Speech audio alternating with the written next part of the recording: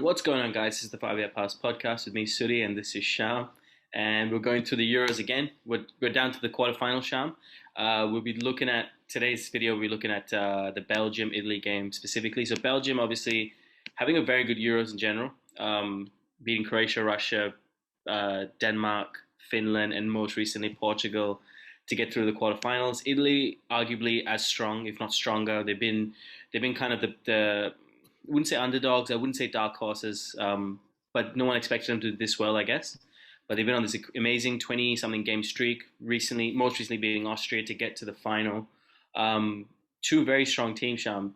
Again, making probably the best, on paper, the best game of the quarterfinals. Surely in your mind, you're thinking whoever wins this game will get to the final. Yeah, I mean, I was going to say it's down to the business end, but there's been a lot of business already in this tournament. Yeah, exactly.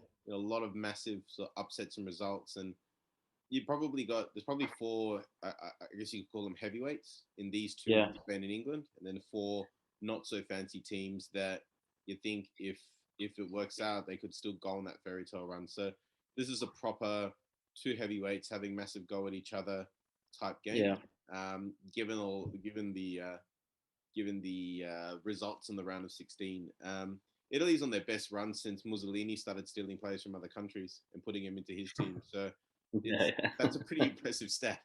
Yeah. That was closely followed by World War II, so we won't go there too much.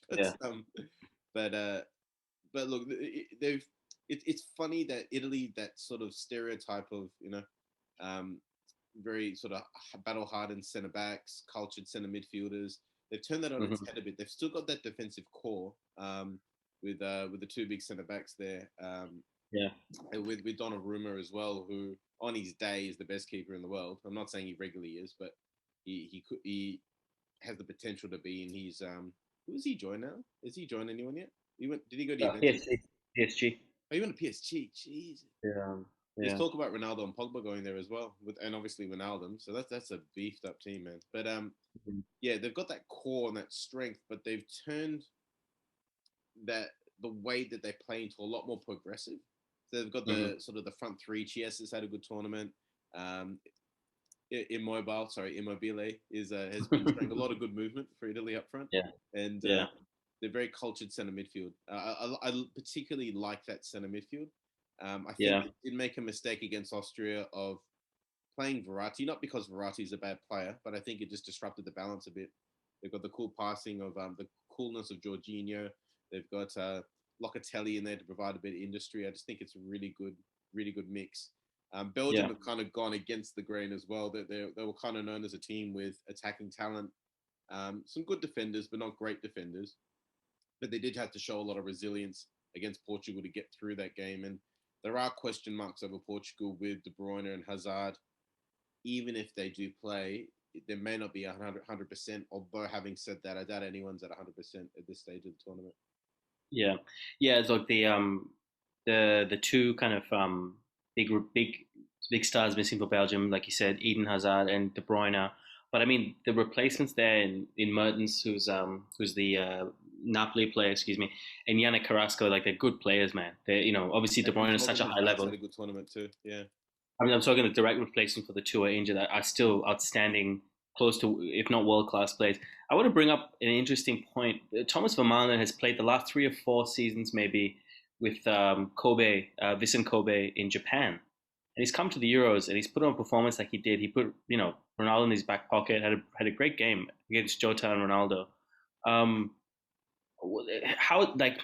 It's interesting. Someone like him has come to Europe after so long and has done so well. I just think he's been a stand-up player besides Lukaku. Lukaku as well, 3 goals out of the team's 8 goals. The question there is, how is Vermaelen doing that so well? And the second thing is Lukaku the best striker in the world? Do you think? Best number, let's say number 9. Yeah. So in regards to Vermaelen, he's definitely come back, and was he the one that had the whole contract thing where the clause triggered for Tottenham? Was that Alderweireld? I get mixed up with him sometimes. No, Vermaelen was an Arsenal player. Then he went to that Vermaelen. Yeah. Sorry. Barcelona, yeah. But he was, I always felt that he was better than the defense he was playing in at Arsenal. It's gone over to Japan. The J League is this will surprise people who don't follow it, but it's actually a really good standard. Mm. They've grown it from about 12 teams to about 20. Um, the former Australian manager Ange Postecoglou took a team from mid-table to win the title, and he's now got the Celtic job. So, and that was Mm. off the back of he won 4 titles in Australia, but he Mm. doing well in Japan. There's actually a lot of currency with that. It's actually really Benga. good standard. And the thing about Japanese football, it's very technical. Players, Asian players typically can get to top speed very quickly as well. They're quite sort of light bodies and low centers of gravity, good lateral movement. Um, Mm-hmm. it's I wouldn't say it's not like a top 5 European league, but it's Mm. not that far off leagues like Holland or the Scottish League or the Portuguese league. Those it's not that far off that standard. People tend to think Europe's up here and everyone else is down here. Those gaps are really reducing. A lot of that's money, but a lot of that is the youth systems and things that people put in place. And Yeah. Japan has a long history of leaning into Brazil. Yeah. There's a Yeah. lot of connection between Brazil and Japan, even through like things like BJJ originally came from Japan, Yeah. Yeah. And a lot of like I've friends from Brazil who are ethnically Japanese, but they're Brazilian, and the connection between the two countries is strong. And Japan pulled a lot of resources from Brazil.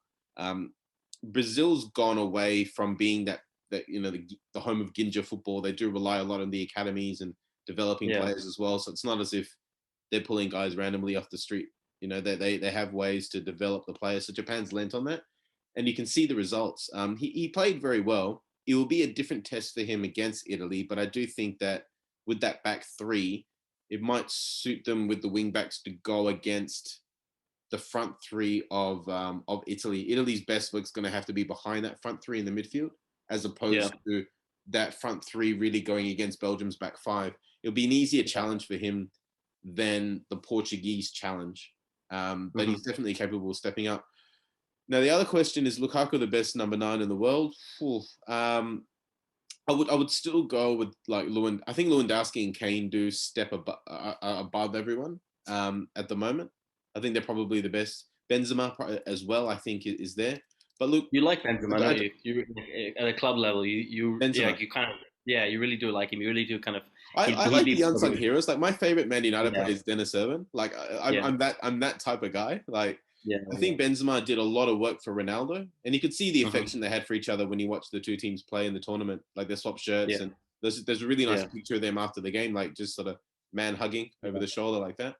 Um, yeah I don't think he quite gets the credit that he deserves. He went there as a 20-year-old, mm-hmm. and has just had absolutely sensational. If Ronaldo wasn't there, as we're seeing yeah in the last couple of seasons, he would be much more lauded than he is. Um, yeah so I think those three are probably the highest. I think Lukaku, and I would put Lautaro Martinez as well. They're mm-hmm. they're the 25, 26-year-olds who I think are primed to take the mantle from Lewandowski and Benzema. Kane's Mm-hmm. still of an age where he's sort of could still be there in the next 3, 4, 5 years. And then Yeah behind those guys, you've got the likes of Mbappe and Haaland who are coming very quickly. The mm-hmm. question is, will Lukaku stand on that mantle as number one, or will Haaland and Mbappe take them over? Because he hasn't necessarily. Lukaku has scored a lot of goals. People decry him a lot, but he has actually scored a lot of goals, and he's been doing it from a young age. It's just that yeah he hasn't done it for the biggest clubs. He did it for Everton. He's done it for Inter, and with all due respect to Serie A, it's not quite where he used to be. But yeah. didn't really quite take the mantle at Chelsea or Man United. And the challenge for him is to go to a really big club and be the alpha. He can do it for Belgium, but can he do it for a big club? I mean, I can see him. I can see him going to Madrid in about 2 years' time, like kind of playing his prime of his prime, 2 or 3 years at Madrid, Champions League, win a couple of La Ligas. You can see that happening. Barcelona won't go in for him just because Barca's not in the business of spending much money for the next few years. They got to kind of recoup a lot of finances. Um, in terms of Italy, Berardi is kind of a doubt, and Chiesa it might be the replacement. He's had a good tournament, man, and he's been what's kind of Italy's trademark this tournament. Sorry, has been they've had goals coming from everywhere. Um, I think they've had about 6 or 7 different scorers already. I think Immobile's only got the one, even though he's had they've all kind of playing quite well. It's something they haven't done in a while. They have a very good unit for years. I mean, from about 2010, and they didn't qualify for the. No, give me a second. No, they did qualify 2010. They didn't qualify 2014.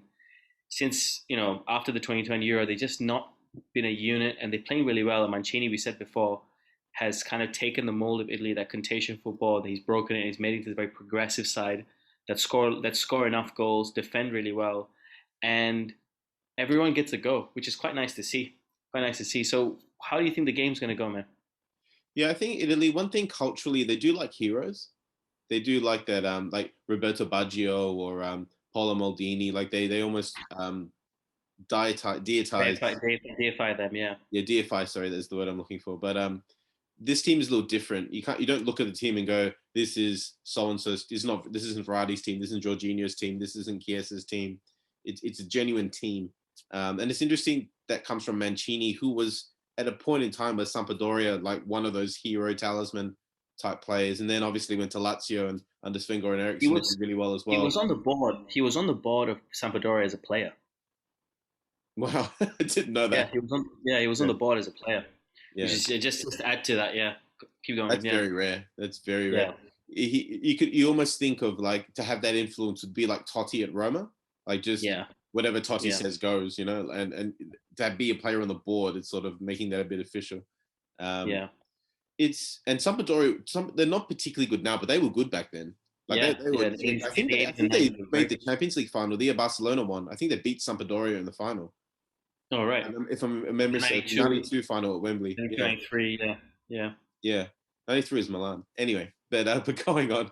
oh, Uh, yeah. That's Milan. what was I going to say? Yeah, I think Italy will try and Italy will try and dictate the tempo of the game. I think Italy is going to come a bit more at Belgium.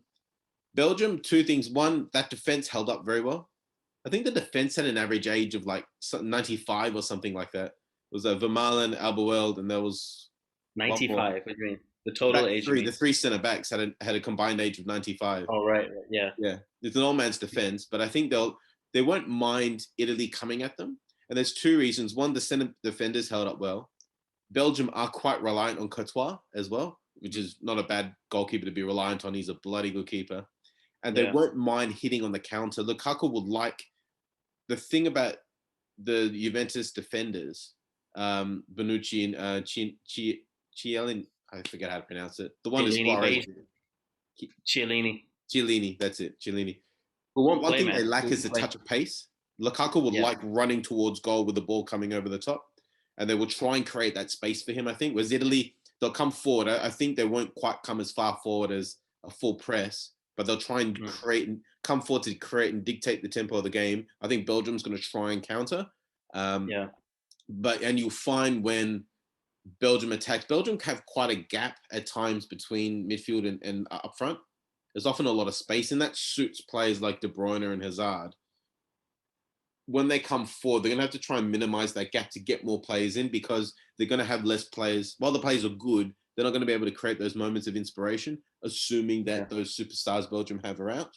The wing backs become quite important as well because the wing backs will be dealing with Italy's wingers, but are going to have to provide opportunities by pushing up and creating as well if they want to create more numbers. So that balance for Belgium between either a counter-attacking or if they have the tempo, how they go about attacking is going to be important. But it is a group of players that know each other quite well. So I think they won't have too many problems. But I do think Italy's going to try and get on the front foot, which is not a thing you say about Italian teams. Normally they are contatio, which is real sort of rope-a-dope style. But I think they'll try and take the game to Belgium. It'll be a test for them because they've played very well, but this is the first big team that they're playing. So this, if they are to win Italy, I think it's a statement win for them. It'll be their first big win in the tournament. Feasibly, you're then playing Spain, and then whoever comes from the other side of the group, which is England. So they've had the easy games. It's now the hard games for them, I think, that are coming up, and it's going to really show just how good this team is. I mean, they arguably have as we said in the last video, every team coming to this side of the round have relatively harder games for themselves, and I think it will show whoever reaches the final. It will show that they've been through kind of harder yards and, as we say, the other side of the round. But if it's only England, if it's any of those other three teams, that's harder games. You know what I'm trying to say? Relatively, England would have the easiest of all the teams. But let's say Denmark were to make the final. Denmark's had the hardest road to get there. But coming back to Italy, just one last point before we finish up.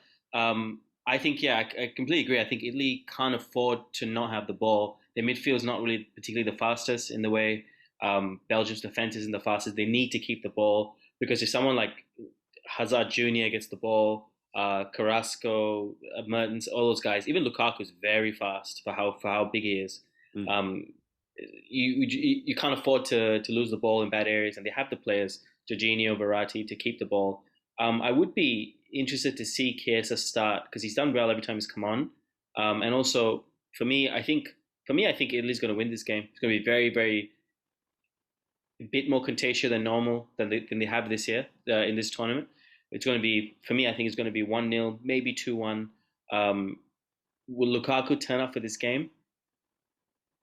Maybe, maybe not. You could say maybe because he's used to playing against Italian defenders. Maybe not because Italy's done so well. But overall, I'm going to go for Italy win 2-1. Yeah. Yourself? Probably just a couple of things there. I do think you're right about Italy needing possession. They haven't got any centre midfielders that are known for winning the ball back. They haven't got any sort of Ndidis or Kantes or that type of player. So they Verratti the closest. So I think, and that's fine when you got the ball, but when you don't, it creates that issue. Yeah. The second thing about Lukaku is you're right about him having a good season at Italy.